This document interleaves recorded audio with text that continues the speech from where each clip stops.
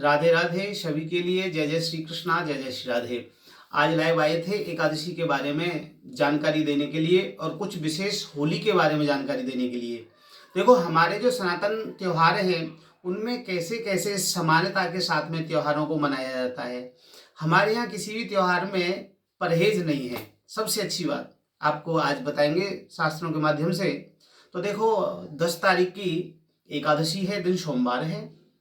उस दिन आपको आंवले के वृक्ष की पूजा करनी है। धूप दीप नैवेद्य आदि से आंवले के वृक्ष की पूजा करनी है। पंचोपचार षोडशोपचार। और अगर कलश भर करके आंवले के वृक्ष के नीचे रखें तो बहुत उत्तम बात है।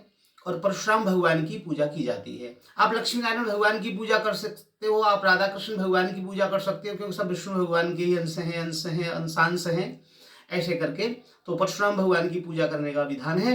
और आंवले के वृक्ष की पूजा करें एकादशी की पावन तिथि। और एकादशी में आंवले के वृक्ष की पूजा करके और आंवले का ही सागार लें। अगर नहीं हो पाता है, जैसे आंवला ना मिले साहब, अब कैसे करें, तो अब आपने तो कहा था आंवले का सागार लेना है, तो कोई बात नहीं, जो भी फलाहार होते फलाहार करें और एकादशी का नियम से व्रत करें। एकादशी का तो हम कई बार बता चुके हैं। 5 ज्ञानेंद्रिय, 5 कर्मेंद्रिय और एकादश मन, इनका निग्रह ही एकादशी है। इनका निग्रह करें, क्रोध आदि न करें व्रत के समय में। बार बार जल ना पिए, बार बार भोजन ना करें, कि इनको करने से व्रत पूर्ण नहीं होता। इसलिए नियम से 1-2 बार ही फलाहार करें। वैसे उसमें तो बहुत कम है जो नियम है, लेकिन फिर भी आज के इस युग में शरीर साथ देते नहीं लोगों, किसी को शुगर है, किसी को बीपी, इसलिए तो व्रत करें। और द्वादशी में मंगलवार को पारण करें 11 तारीख में। ये तो हुई एकादशी की बात। अब बात आती है होली की। तो कई बार लोगों के फोन आ रहे, महाराज जी होली कब मना रहे हैं। हम तो कह रहे हैं भैया होली तो मनेगी 14 तारीख को, पूर्णिमा है। बोले हमारी उस दिन फिर पूर्णिमा है, फिर वो तो प्रतिपदा को होता है होली का त्योहार, जो गुलाल लगाते हैं। मैंने कहा होता तो प्रतिपदा को है, तो फिर आप ऐसा क्यों कर रहे हैं। तो मैं भी ऐसा इसलिए कर रहे हैं कि एक तो होलिका जो दहन है ये पूर्णिमा तिथि में किया जाता है। तो पूर्णिमा तिथि में जब होलिका दहन होता है तो उस दिन 13 तारीख को चतुर्दशी है। तो चतुर्दशी का जो समय है वो लगभग 9:12 दिखा रहा है हमारी मथुरा में। उसमें से 19 मिनट माइनस कर देते हैं, कहीं 20 मिनट, कहीं 22 मिनट, जैसे आगरा में 20 मिनट है, कहीं 18 मिनट, ऐसे करके मैं मथुरा के बारे में जानकारी दे रहा हूँ। जो मथुरा से सटे सटे हैं, हरियाणा है, जैसे फरीदाबाद है, गुड़गांव है पास में, दिल्ली तक कहीं 20 मिनट तो कहीं 25 मिनट लगभग उतना ही अंतराल सूर्योदय से रहता है। तो इसमें बता रहे हैं कि जो चतुर्दशी तिथि है वो 10:36 तक है। उसके बाद में पूर्णिमा लग जाएगी। अब जब पूर्णिमा लग जाएगी तो रात्रि में फिर आपको पता है होलिका दहन होता है। तो होलिका दहन फिर पूर्णिमा है। और अगर 14 तारीख को अगर होलिका दहन मनाएंगे हम, तो 14 तारीख को रात्रि में उस दिन प्रतिपदा लग जाएगी। इसलिए होलिका दहन पूर्णिमा तिथि में होता है।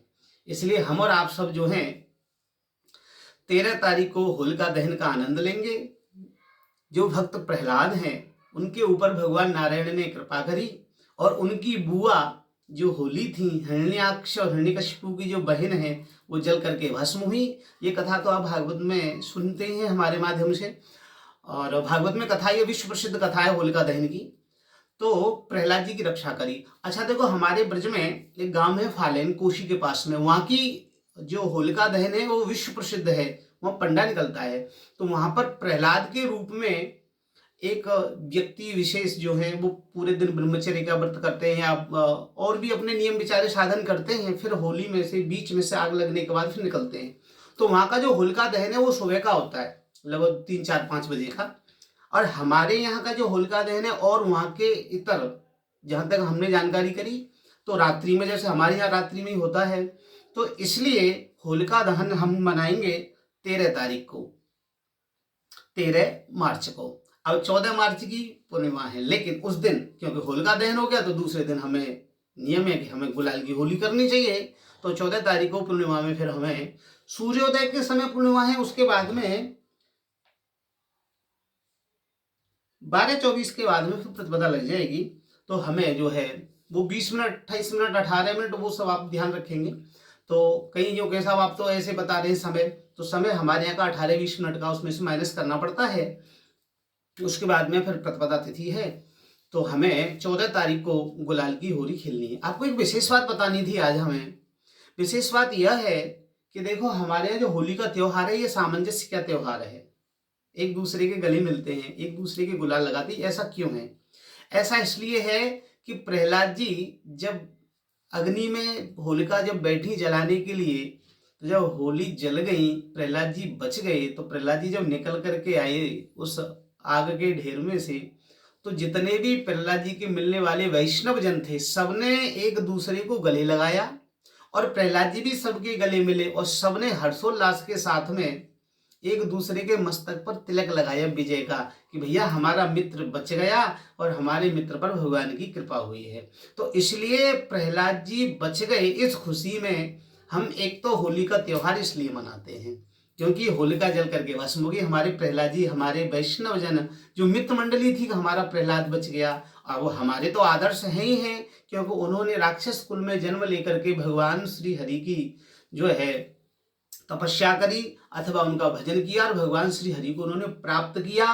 और हमें उनसे यह संदेश लेना चाहिए कि भक्त जब विचार मन में पूरी श्रद्धा के साथ कर ले तो भगवान को आना पड़ता है। प्रहलाद जी ने पूरे विश्वास के साथ में जब पूछा हिरण्यकशिपु ने कहाँ है तेरा भगवान, तो उन्होंने कहा मुंह में तो में खड़े खंभ में मेरा परमात्मा तो सब जगह है। तो हिरण्यकशिपु ने कहा इस खंभे में है, उसका हाँ, और भगवान कहाँ, जहाँ भक्त की हाँ भगवान वहां। तो भगवान मानो खंभे से भी, देखो चैतन्य से परमात्मा प्रकट हो ये कोई बड़ी भक्ति नहीं, लेकिन जड़ से भी परमपिता परमात्मा प्रकट हो जाए ये भक्ति की पराकाष्ठा है। तो श्री प्रहलाद जी ने खंभे से श्री नृसिंह भगवान को प्रकट किया और हिरण्यकशिपु का उन्होंने हृदय विदीर्ण किया, अपने भक्त प्रहलाद की रक्षा करी। कहने का भाव नहीं है कि प्रहलाद जी बच गए, सबने सनातनियों ने, सभी वैष्णव जनों ने हर्षोल्लास के साथ में और उनसे गले मिले श्री प्रहलाद जी से। अब आपको बात बताएं, देखो हमारे यहाँ 4 वर्ण है, ब्राह्मण, क्षत्रिय, वैश्य और शूद्र। तो ये जो त्योहार है होली का, इसमें परहेज नहीं करना चाहिए कि हम शूद्र के कैसे ये गुलाल लगाएंगे या शूद्र विचार कर ले कि हम ब्राह्मण के कैसे लगाएंगे।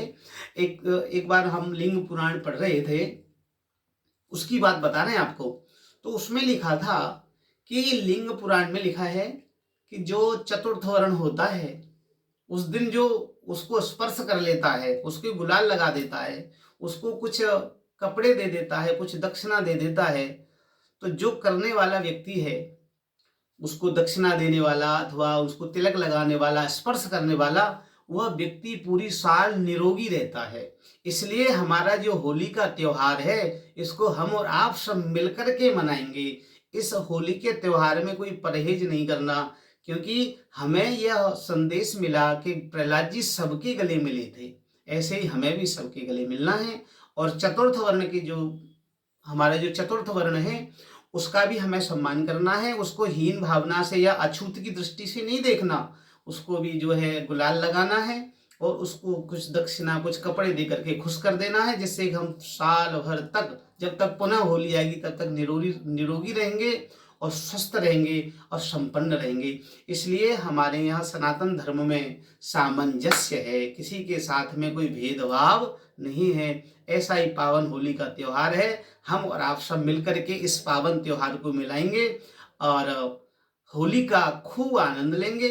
और देखो जी, ये तो ब्रज है, जग होरी ब्रज होरा, पूरे संसार में होली होती है लेकिन हमारे यहाँ तो होरा होता है, मतलब होली से भी बड़ा। तो अभी बरसाने की होली, लड्डू की होली थी एक दिन, फिर जो है लट्ठ की होली थी, उसके बाद में फिर नंदगाम की होली हुई और अब एकादशी वृंदावन की होली है। और उसके बाद में हम और आप सब 13 तारीख को सब लोग होलिका दहन का आनंद लेंगे और 14 तारीख को गुलाल की होली का आनंद लेंगे। इसी के साथ आपको बता दिया, जानकारी दी है। अच्छी लगे तो वीडियो को लाइक, कमेंट, शेयर, सब्सक्राइब अवश्य करें। जय श्री राधे, जय श्री कृष्णा।